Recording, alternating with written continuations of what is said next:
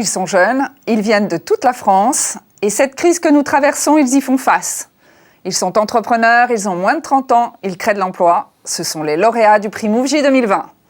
Aujourd'hui, épisode 5 de cette série Confidences du MoveJ, je vous propose de découvrir 2 nouveaux exemples de la jeunesse française comme vous ne l'imaginez peut-être pas.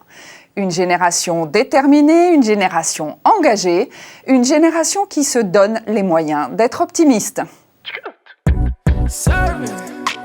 Take no orders, but I'm serving. That little mama got me swerving. Look like it's working, look like it's working. Serving. Take no orders, but I'm serving. Bonjour mesdames, bonjour messieurs, bonjour les entrepreneurs et tous ceux qui les soutiennent. Avec moi tout au long de cette émission, Dominique Restineau, fondateur et président du MoveJ. Bonjour Dominique. Bonjour Bénédicte. Et Philippe Sauveplan, vice-président du Conseil supérieur de l'Ordre des experts comptables en charge de la communication, qui sera en visio, donc un partenaire convaincu par les jeunes au point de les mettre à l'honneur tous les mois depuis 2 ans sur BFM Business. Donc une émission en 2 parties aujourd'hui. Nous mettrons à l'honneur 2 lauréats qui illustrent 2 grandes caractéristiques des entreprises portées par les jeunes. Des entreprises donc nativement internationales et des entreprises qui portent un engagement fort. Et donc avec nous pour cette première partie, Marianne Bézem, secrétaire générale de l'Office franco-québécois pour la jeunesse, partenaire de la première heure du prix MoveJ, et Julien Wouters, cofondateur de Rewind, lauréat de la mention Premier pas vers l'export. Bravo Julien. Rewind, c'est une application du marché de l'expérience touristique qui produit et diffuse des prestations sonores pour les supports mobiles à destination des particuliers. C'est bien compliqué ça. Julien, bonjour, à toi la parole pour nous dire en pratique c'est quoi Rewind. Donc, bonjour à tous. Donc, Rewind, c'est la première application qui permet de visiter Paris et Lyon avec un guide passionné dans sa poche. Donc concrètement, on a une quinzaine de visites guidées sur Paris et sur Lyon que vous pouvez faire avec votre smartphone. Comment ça fonctionne ? Vous choisissez la visite guidée de votre choix. Ça va être Montmartre, le Marais ou des visites un petit peu plus insolites comme le street art dans le 13e. Vous allez au point de départ dans la rue, vous mettez play et là, vous n'avez plus qu'à suivre la voie de votre guide. Non seulement il vous raconte toutes les histoires qui se déclenchent au bon endroit, au bon moment au fil de votre visite, mais il est capable de vous diriger entre chaque histoire. Philippe, la voix de son guide, ça t'inspire quoi ? J'ai lu dans le dossier que c'était la meilleure expérience de flânage possible. J'ai trouvé ça effectivement très intéressant, moi qui suis régional et non pas parisien. Et j'ai vu également que tu ciblais au démarrage essentiellement les Parisiens et peut-être ultérieurement les touristes. Donc j'ai une question effectivement sur la cible et puis également sur le mode de distribution de cet outil. Donc en fait, moi j'ai décidé de lancer Rewind parce que j'ai eu une première expérience entrepreneuriale aussi français qui m'a vraiment donné l'envie de moi aussi un jour de monter ma société. Et ensuite, je me suis rendu compte que moi j'adorais marcher dans les petites rues de Paris, découvrir Paris, mais je me suis vite rendu compte que je connaissais pas grand chose à ma ville. Quand mes parents venaient me visiter à Paris, c'est eux qui me racontaient les histoires de Paris et je me suis dit, mais il y a quand même un souci, tu habites là depuis 5 ans et tu connais pas ta ville. À côté de ça, il y a un marché qui est en plein essor, qui est le podcast et les activités touristiques. Donc je me suis dit, il y a un truc à faire avec les audioguides qui sont pas forcément hyper bien faits aujourd'hui. Et donc si on racontait les histoires là où elles se sont passées, dans la rue. Donc initialement, effectivement, la cible, c'était les Parisiens et les locaux pour apprendre à redécouvrir sa ville, mais en fait, on se place dans le marché des expériences touristiques, donc des activités et des visites. Et de facto, le cœur de notre cible, donc c'est les touristes internationaux. Et c'est vrai qu'avec la crise actuelle, c'est très compliqué parce que les frontières sont fermées, il y a beaucoup de restrictions. Pour vous donner un ordre de grandeur, aujourd'hui, les hôtels, ils ont un taux de remplissage de 15%.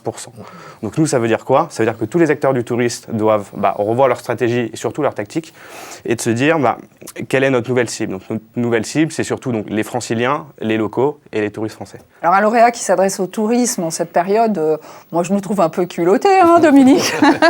Mais justement, le jury. Du coup, toi Dominique, est-ce que tu peux nous dire ce que c'est que cette mention Premier pas vers l'export ?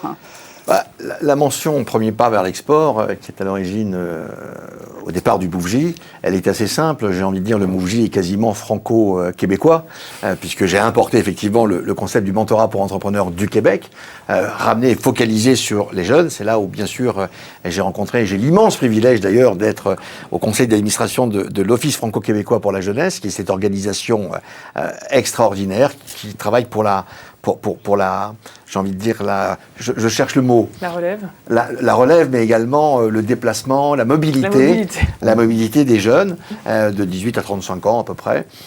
Et donc ça, c'est une des premières raisons. Ensuite, c'est parce que cette jeune génération qui a bien sûr utilisé, qui sont digital natives par principe, qui en plus voyagent énormément, ont beaucoup voyagé, eh bien le monde est un village pour eux. Et bien des projets, et celui de Julien en est le très bel exemple. Si aujourd'hui il peut faire ça à Paris, à Lyon, demain il peut le faire évidemment à Montréal, à Québec, on va mettre New York de côté pour l'instant, et on va dire par exemple en Tunisie, à Lisbonne, à Rome par exemple.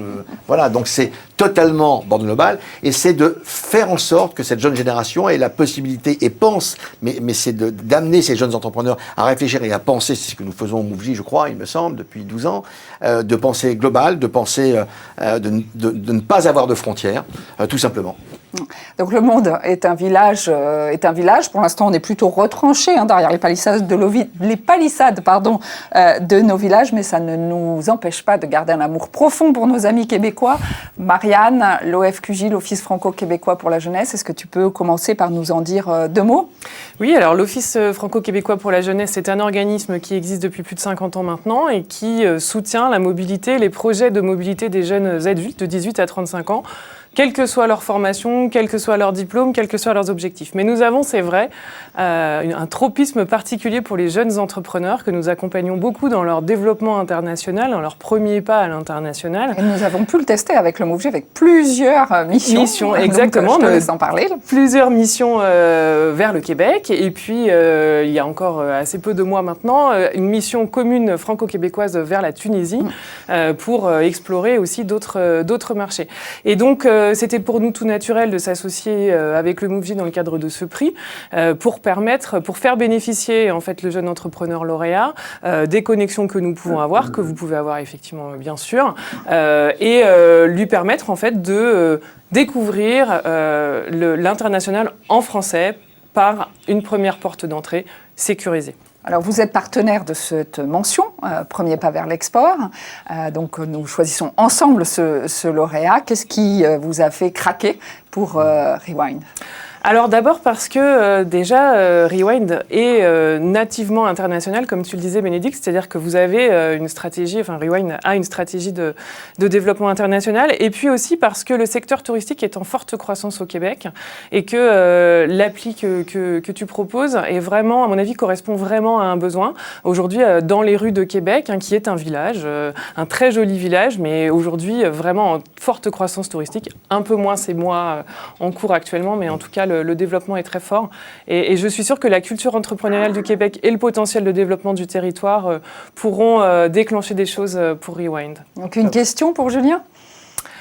Quelle est votre stratégie ? Comment vous avez pensé votre stratégie de développement international à Rewind ? Alors, nous, ce qu'on a voulu clairement identifier au début, donc c'est un produit qui est relativement unique au monde, c'est-à-dire qu'on a réussi à le breveter à l'échelle internationale, on a développé pas mal d'algorithmes pour faire en sorte que l'expérience de flânage soit la plus belle possible. Donc ce qu'on voulait faire avant tout, c'est vraiment comprendre le business model, c'est comment ça fonctionne. Donc aujourd'hui, on a 3 gros axes de développement qui sont principalement du B2B. Le premier, c'est être capable de s'ouvrir, d'avoir des distributeurs online. Donc là, je pense à des plateformes comme Get Your Guide, Musement, Viator, ce genre de plateformes-là, pour pouvoir justement capter tout le trafic des touristes. Donc là, on est en train de se brancher sur toutes ces plateformes-là. Le deuxième, c'est d'être capable de créer du contenu et de le diffuser pour des marques ou pour des sociétés. Donc je pense peut-être aux bateaux sur la Seine qui ont des audio-guides, qui peuvent être intéressés par ça. Je pense aux collectivités, aux offices de tourisme. Et le troisième, c'est tout simplement de louer l'application Rewind, par exemple aux hôtels, pour que tous les clients aient accès aux visites guidées autour de chez eux. Une fois qu'on a bien compris ça, on veut partir à l'international. Et c'est là que ça peut être hyper intéressant. Donc c'est vrai qu'avec la crise actuelle, tout ça, ça retarde nos plans. Nous, on a démarré il y a un peu moins d'1 an et 4 mois après, on s'est pris la crise de plein fouet. Donc ça a démarré très très fort et boum, tout a ralenti parce que forcément, nous, on a des liens avec les partenaires dont je viens de vous citer, mais ces gens-là, c'est très difficile pour eux. Donc, tout prend beaucoup plus de temps et toute la chaîne est affectée. Donc, pour répondre à ta question, j'ai envie de dire le plus vite possible. Moi, je suis un grand optimiste, donc je pense que quand ça va reprendre très fort. Et aujourd'hui, il faut s'adapter, mais rien ne nous empêche, comme tu le disais, notre techno, elle est déployable dans le monde entier, et elle est effective dans le monde entier aujourd'hui. Donc, si demain, on veut aller au Québec, développer des histoires pour les Québécois, pour les locaux, ça, on peut le faire très vite, en tout cas. Alors, repartir le plus vite possible, Philippe Sauveplan, je m'adresse à toi en tant qu'expert comptable. Je pense que ça allume quelques petites lumières dans ton cerveau quand tu entends ça. Peut-être des questions justement à poser sur ce sujet à Julien. Absolument. J'ai trouvé ce projet super intéressant et tout à fait en phase avec les besoins actuels. Moi, j'ai une petite question. Je voudrais savoir un petit peu où tu en es. Qu'est-ce que tu mets en avant comme atout pour être sûr d'arriver à ton objectif? En gros, un point d'étape, puisque le projet date à peu près de 2 ans. Donc aujourd'hui, tu en es où et quels sont les aspects positifs, on va dire, les négatifs, on les connaît, et les aspects positifs de ton challenge? Alors le projet, je l'ai monté, effectivement, j'ai monté ça avec un pote de promo, ça fait 2 ans qu'on travaille dessus, on s'est lancé il y a maintenant un peu moins d'1 an pour le coup. Donc ça a démarré assez fort, on a fait une première vidéo virale sur internet où on a fait 150 000 vues, on a eu en quelques mois plus de 10 000 téléchargements sans dépenser 1 euro, beaucoup de visites, des dizaines de milliers d'écoutes de nos fun facts. Effectivement, la situation actuelle fait que les choses se sont ralentis, mais il y a beaucoup d'acteurs du tourisme qui disparaissent, donc des nouveaux qui vont arriver. Les gens, c'est un secteur qui est en train de se réinventer, et nous, on a envie de prendre une place là-dedans. Donc, où est-ce qu'on en est? On est en train de se brancher avec les bons partenaires. On est en train de recibler sur les locaux, les franciliens et les touristes français, dans le but, dans un second temps, quand ça va reprendre, d'être là, d'avoir toutes les vannes ouvertes et d'être capable de le distribuer au plus grand monde. Les touristes étrangers? Et justement, je pense aux touristes étrangers. Aujourd'hui, il y a très peu de touristes étrangers. Hein. Moi, je suis allé au Louvre il y a 3 jours. C'est triste à voir. Hein. Il y a juste personne, en fait. Donc, Oui, mais la projection. Dans les projections, effectivement, nous, notre cœur du cible sont les touristes étrangers. Donc, c'est pour ça, justement, qu'on prend le temps de se brancher sur toutes ces plateformes avec tous ces partenaires qui s'adressent principalement aux touristes étrangers. Alors Dominique, toi qui es un amoureux de Paris, hein, on sait, comment tu vois cette application pour les Parisiens? Est-ce que tu as pour les Parisiens et pour les touristes, pour nous faire aimer notre ville encore plus? Comment tu vois les choses? Moi, je trouve ça génial parce qu'effectivement, comme disait Julien, on se balade dans Paris, la Tour Eiffel est en face, on ne sait même plus, on la voit même plus. Et donc là, ça permet de redécouvrir. Je trouve que culturellement, c'est extrêmement intéressant, que ce soit pour les touristes étrangers qui ne sont pas là aujourd'hui, ou pour les touristes de région, ou tout simplement les franciliens. Voilà. Je trouve que c'est une excellente idée. D'ailleurs, j'avais une idée qui était pas très loin de ça, d'un jeune du Québec dans une mission avec les Québécois qui était autour de ça. Il faudrait que je recherche parce que, à mon avis, on pourrait vous mettre en rapport. Donc, je trouve que c'est une excellente idée. Je pense qu'il y a véritablement un business et des débouchés à travers le B2B. Il se trouve qu'au Bouvgy, on a la chance de connaître le maire de Québec, puisque c'est avec lui que j'ai, celui qui est devenu le maire de Québec il y a quelques années, que j'ai découvert le mentorat pour entrepreneurs. Donc c'est de la mise en relation qui peut être possible. Mais à Paris, il y a des organisations comme l'Office du tourisme parisien qui, à mon avis, est un lieu qui serait très intéressé pour connaître ton service, ton application. On est distribué chez eux sur l'Office de tourisme de Paris, donc ils sont très intéressés. L'OTCP, ça fonctionne bien très sur bien. le TCP. Voilà, moi j'en suis ravi. J'ai l'honneur d'être administrateur, donc avec mon mandat de chambre de commerce. Donc je trouve ça super. Au moins ils sont très réactifs. Il y a une directrice générale qui est hors pair également. Donc voilà, je trouve que c'est vraiment, c'est un véritable Mouvgy Boy, quoi. Il est ouvert sur le monde. Mouvgy Boy. Voilà, un Mouvgy Boy. Oui, j'ai envie. Voilà, un Mouvgy Boy. Voilà. Oh non. International, tu sais que les Québécois vont pas t'aimer. Je sais, mais ils vont me le pardonner, les Québécois. Marianne, une dernière question à poser à Julien? On a fait un bon tour, mais est-ce que tu aurais une anecdote particulière à nous raconter du contenu de Rewind? Oh non, on en a plein, des histoires sérieuses et d'autres un peu moins sérieuses. Est-ce que vous savez pourquoi le Sacré-Cœur est toujours blanc alors qu'il n'a jamais été lavé? Moi, je pense que tous les soirs, il y a des petites souris qui vont le nettoyer. C'est ça? Non, c'est pas ça. Alors des rats. Non, je sais pas. Eh ben, c'est une pierre haute. Philippe, c'est peut-être. Ah non, pas du tout. Pas du tout. Je suis curieux de connaître la réponse. Donc c'est une pierre auto-lavante. Donc dès qu'il pleut, le Sacré-Cœur se nettoie automatiquement. Et si vous regardez sous les arcades, c'est noir parce que la pluie passe pas. Parce Avec que la la pluie pluie, passe pas. génial. Donc, Vive la pierre autolavante. Ouais. Oh, de région française, j'ai plus l'endroit exact, mais Ah, ça va pas du tout, Julien, ça. Hein.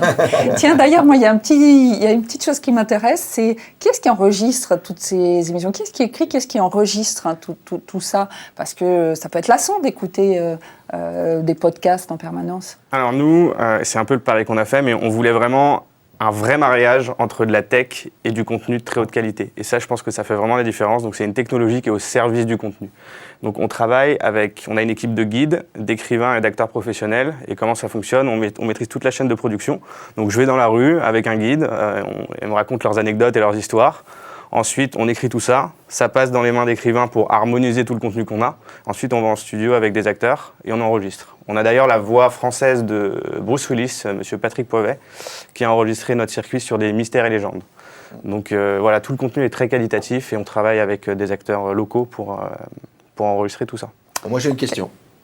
À quand une balade avec tous les lauréats du prix Mouv'J 2020 avec ton application pour qu'on Alors aille moi, se je vais balader? dire, on fait ça très vite, puisque ton temps de parole, Julien, est écoulé. C'est comme ça, la vie. Il y a un moment, il faut que ça s'arrête, même si on aimerait passer des heures avec toi. Nous sommes donc arrivés à la fin de cette première partie. Un grand merci, Marianne Bézem, d'avoir été avec nous. Merci et encore bravo à toi, Julien, pour cette magnifique entreprise qui est Rewind. Merci. Et nous nous retrouvons tout de suite pour le deuxième plateau avec notre deuxième lauréat. Serving. Take no orders, but I'm serving. Et nous poursuivons notre émission, toujours en compagnie de Dominique Restineau et Philippe Sauveplan. Et nous accueillons pour cette deuxième partie Anthony Strecher, président de la GSC, l'assurance perte d'emploi pour les dirigeants d'entreprise. Bonjour Anthony. Bonjour. Et Van Fantan, cofondatrice de Piver, lauréate de la mention engagement citoyen. On peut l'applaudir. Bonsoir Van, bonjour Van. Piver est la solution écologique et économique de réparation de gros électroménagers à distance. Alors Van, j'ai une première question. Raconte-moi comment je peux faire réparer ma machine à laver à distance sans le plombier. Facilement et pour pas trop cher, je dirais. Non, en vrai. Donc, par exemple, imaginons, Bénédicte, vous avez un problème de votre four. Vous pouvez faire appel à nous en vous rendant sur notre site internet. Ensuite, vous pouvez prendre rendez-vous avec un autre téléconseiller et ainsi, on va pouvoir préqualifier si votre panne est adressable ou pas par visio. Parce qu'en effet, on ne va pas faire tous les types de pannes. On va plutôt prendre des pannes qui sont faciles où l'intervention durera moins d'1 heure. Donc, à la suite de ça, un de nos coachs réparateurs viendra vous guider pas à pas pour trouver l'origine de votre panne et faire les réparations simples vous-même. Et à la fin, soit vous avez une machine réparée, soit on sait quelle pièce il faut remplacer, soit la panne est un peu trop compliquée, ça arrive quelquefois malgré nos efforts donc, de tri en amont. Et dans ce cas-là, on ne vous abandonne pas et on vous met en relation avec un technicien à domicile ou bien un revendeur de reconditionné si votre machine est complètement irréparable. Ça a l'air tellement simple. Van, vous avez 25 ans, tu as 25 ans, avec ton associé, je pense que vous êtes toutes les deux à cet âge-là. Moi, je suis épatée. Philippe, comment tu réagis, toi? Qu'est-ce que ça t'inspire, en fait, quand tu as 25 ans, on lance une entreprise comme celle-là? J'ai vu qu'elle nous parle de 23 millions d'appareils de gros électroménagers qui sont mis au rebut, qui sont mis à la benne chaque année. J'ai trouvé ça phénoménal, j'ai trouvé cette idée tout à fait géniale. La question, c'est est-ce que c'est une passion de la mécanique au départ, enfin du bricolage, c'est plus que du bricolage, hein, ou de l'environnement, parce que tu expliques également qu'il y a un souci d'environnement. En gros, comment tu as construit ton projet? Bon, c'est vrai qu'à l'origine, c'était donc plus une motivation environnementale. Donc en effet, les tonnes de déchets générés chaque année, ça nous a vraiment fait quelque chose. Donc mon associée Marine et moi, on est pas mal sensibilisés à ces enjeux-là. Après, au fur et à mesure, c'est sûr qu'à force de voir des réparations, on a même nous-mêmes au début réparé, essayé de démonter des machines, essayé de réparer nous-mêmes des machines. Donc maintenant, on peut dire qu'il y a quand même une petite passion pour la mécanique et surtout pour le gros électroménager. C'est beau. Dominique, tu peux nous présenter justement cette mention engagement citoyen, puisque c'est vraiment ce qui porte Van et Marine. Alors cette mention, elle existe depuis quasiment l'origine du prix Mouv'J. Simplement parce que si je prends l'étude par exemple que nous avons faite il y a un peu moins de 2 ans, si mes souvenirs sont bons, au MoveJ, sur les aspirations de cette jeune génération, pourquoi elle crée des entreprises.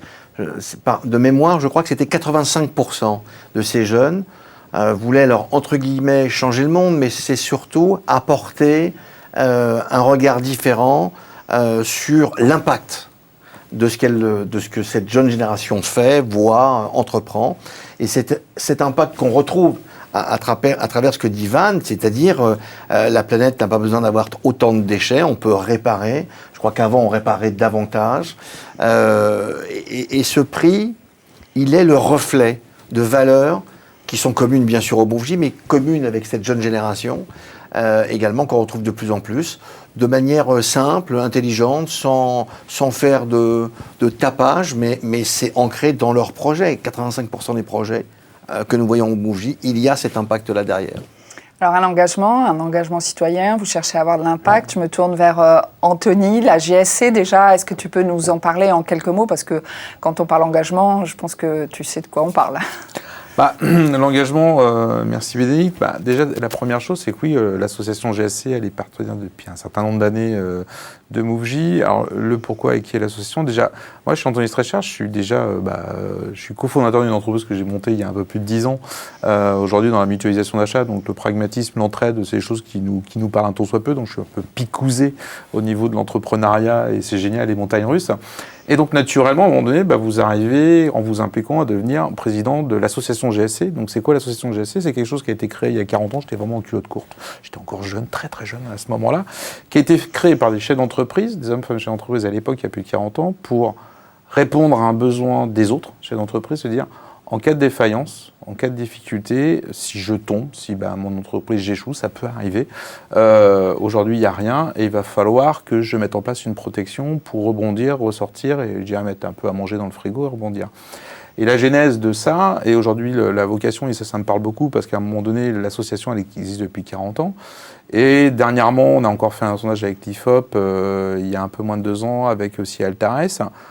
Mon combat, et que l'association, avec l'aide de l'ensemble des confédérations professionnelles, mais des organismes, des CCI, des CMA, Dominique, l'ordre des experts comptables, l'ensemble de l'écosystème qui est autour de toi, Van, t'informe des risques qui sont possibles et des solutions qu'il y a. 9 fois sur 10, c'est horrible. Les gens, quand vous les interrogez, je ne veux plus entendre un chef d'entreprise qui sort du tribunal de commerce qui me dit « je ne savais pas qu'il y avait une solution qui existait ». J'en peux plus. Alors pour porter justement votre message, Anthony, tout l'hiver, pendant cette fameuse tempête que nous avons vécue et que nous vivons encore, vous avez fait la GSC témoigner Marc Tiercelin comme entrepreneur engagé. Est-ce que Van a quelque chose à envier à un entrepreneur comme Marc Tiercelin? Alors, on a fait plusieurs webinaires et d'interventions avec Marc Tiercelin, qui est un très grand navigateur. Moi, je suis alors, c'est vrai qu'il y a des affinités parce que le monde de la voix, je le connais bien aussi, mais j'avais pas du tout son niveau. Après, je veux pas être surtout pas être présomptueux. L'engagement et le témoignage qu'on a travaillé avec Marc, était aussi cette capacité à se renouveler perpétuellement, à toujours et perpétuellement rebondir. Il a connu pléthore d'échecs et chaque fois il a rebondi, ainsi de suite. Donc, la première chose, et par contre, ce qui est quelque chose qui est très fort au-delà de Marc et de n'importe quelle personne, c'est que quand on devient dirigeant, c'est une grande phrase que j'utilise souvent, on ne devient pas intelligent parce qu'on devient dirigeant. Il faut savoir s'entourer. Et je reboucle avec le MoveJ, c'est-à-dire qu'aujourd'hui, il y a le côté du prix MoveJ, puis il y a le côté mentorat. On est tout seul, on va peut-être très vite, mais on ne va pas très loin. De s'entourer, de s'accompagner, d'avoir un mentor, parce que quand on est chef d'entreprise, les âneries, je te rassure, tu vas en faire des millions, des milliers, et c'est normal. Pour réussir, il faut des fois échouer. Un mentor, et ça revient vraiment sur l'ADN, et pourquoi le rapprochement entre l'association GSC et le MoveJ, c'est tout le côté mentorat, d'avoir quelqu'un qui vous aide, qui t'aide, qui avec ton associé à se structurer, qui t'aide à te poser les bonnes questions, à mettre des étapes. C'est primordial pour l'intérêt de ton entreprise, son développement, parce qu'en plus, elle est dans l'air du temps, ton entreprise. Il y a des intérêts, une pertinence. Maintenant, il faut bien exécuter, et des fois, bien souvent, l'échec tombe est lié à une problématique de qualité d'exécution. Alors évitons de parler de l'échec, parlons de la qualité d'exécution. Anthony, une question pour Van, justement, sur la façon dont elle peut-être monte tout ça. Justement, comment, et pour moi, je suis désolé, la réussite, bien souvent, vient du fait qu'on minore et qu'on séquence les échecs. Comment, avec ton associé, tu anticipes l'échec, mais ça peut être l'échec juste dans un projet ou ce genre de choses, comment tu cadres ça? Vous y avez pensé ou c'est encore je vais toujours tout gagner et tout défoncer? Alors non, effectivement, de base, même avant de créer ce projet, on a essayé de trouver s'il y avait un besoin. En fait, derrière, est-ce qu'il y avait vraiment un besoin client? On est parti en fait d'une grande étude consommateur qu'on avait fait de base sur tous les objets de grande consommation pour savoir comment était gérée la fin de vie de ces objets-là. Le gros électroménager est vraiment sorti dû à son volume et aussi à son prix, du fait qu'il y a en fait pas toutes les solutions qui sont faciles pour ce type d'objet.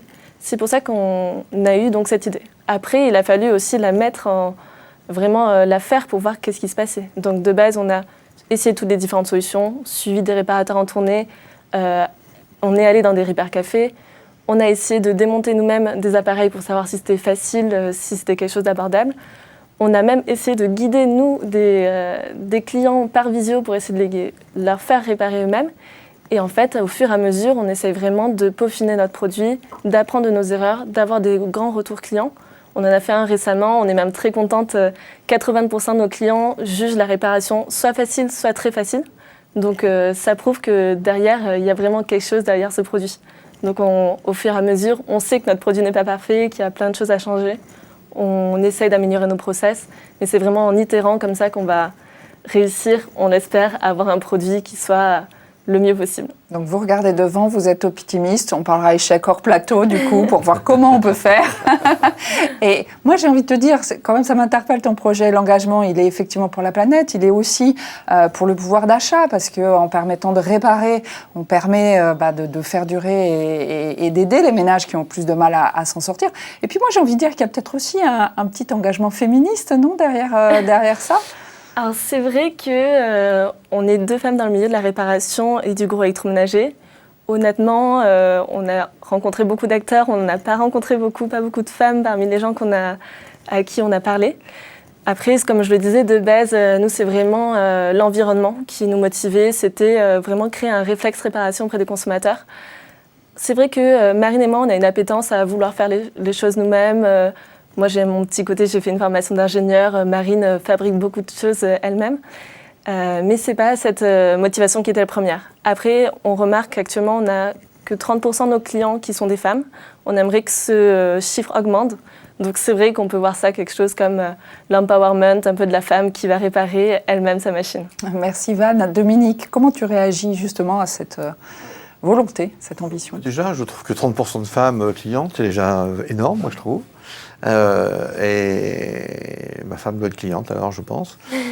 Ensuite, dans le dossier, alors, je ne sais pas si c'est un objectif ou si c'est déjà la réalité, mais j'ai cru comprendre qu'il y avait 50% ou une volonté d'avoir 50% des réparateurs qui étaient des retraités. Alors c'est vrai que c'est une volonté. Actuellement, on n'a pas du tout atteint ce chiffre. On a plutôt des réparateurs qui sont situés dans des zones isolées. Donc il y a quand même un engagement social. Effectivement, dans des grandes villes comme Paris, les réparateurs sont surbookés. Il y a justement très peu de réparateurs par rapport au nombre d'habitants.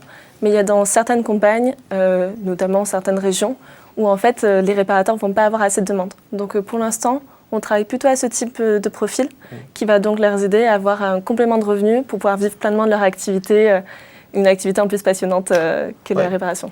Mais dans ma question, j'ai été épaté par cette volonté. Je trouve que c'est très très bien d'ailleurs. C'est pour ça que ça m'épatait.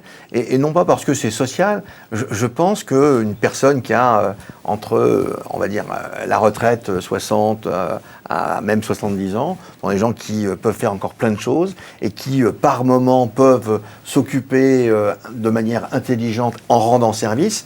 Et je trouve que c'est les mettre à l'honneur. C'est à ça que je pensais, plus exactement. Ouais, donc clairement. Un quadruple, voire un quintuple engagement citoyen pour Pivert. Et c'est la raison pour laquelle elle a gagné ce prix engagement citoyen pour être, je vais continuer, une movie girl. Voilà, la lauréate idéale pour être la movie girl. Philippe Sauveplan, des questions par rapport justement à ces ambitions de déploiement? Tout à fait. Alors, je vais rebondir sur 2 observations de Dominique. Ma femme va être cliente aussi, c'est sûr, vu mes capacités. Non, c'est rien. Donc, j'ai oublié la deuxième. La question principale, je vais faire un peu d'expert comptable, et je remercie Anthony d'avoir cité les experts comptables comme des bons partenaires. Le prix de 39 €, 40 € à la bouche, va donc supposer un volume très important. Donc, quel est le business plan là, sur ce volume de comment vous voyez avec ton associé le développement de l'activité? Alors, c'est une très bonne question. Effectivement, c'est une des grandes difficultés qu'on a dans notre business. Actuellement, là, on mise tout sur l'acquisition client. On va commencer l'acquisition en masse pour vraiment tester notre produit, avoir, comme je disais, un produit qui s'approche le plus possible d'un produit idéal, on dira. Et ensuite, on est très consciente que dans notre domaine, le coût d'acquisition est très élevé parce qu'on est dans un sujet d'urgence. Donc, on cherche notamment à multiplier nos partenariats avec des acteurs de la réparation, que ce soit des répar-cafés, des recycleries ou bien des distributeurs d'électroménager. On a aussi une ambition de réduire les délais et de désengorger tous les services après-vente qu'il y a dans les distributeurs. Donc, on aimerait aussi nouer des partenariats avec eux pour leur permettre donc de faire un tri en amont et d'avoir une intervention à domicile que quand c'est vraiment nécessaire. D'accord. Et la sous-question, c'était comment on recrute des retraités compétents? Alors, en plus, nous, il nous faut des retraités compétents qui, quand même, aussi ont une question de relation client assez élevée.